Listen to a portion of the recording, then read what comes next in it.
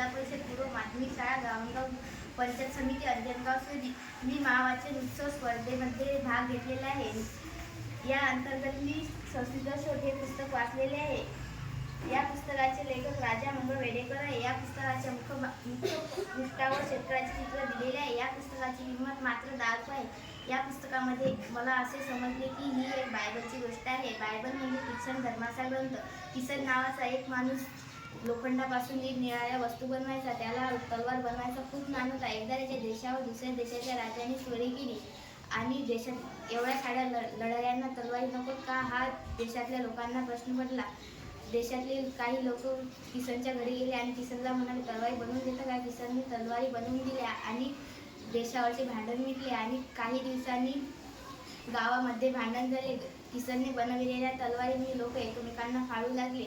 किसनला असे वाटले आपण या तलवारी बनवल्या नसत्या, अनर्थ घडला नसता. या कथेमधून आपल्याला असे समजते की कधीही हिंसा करू नये.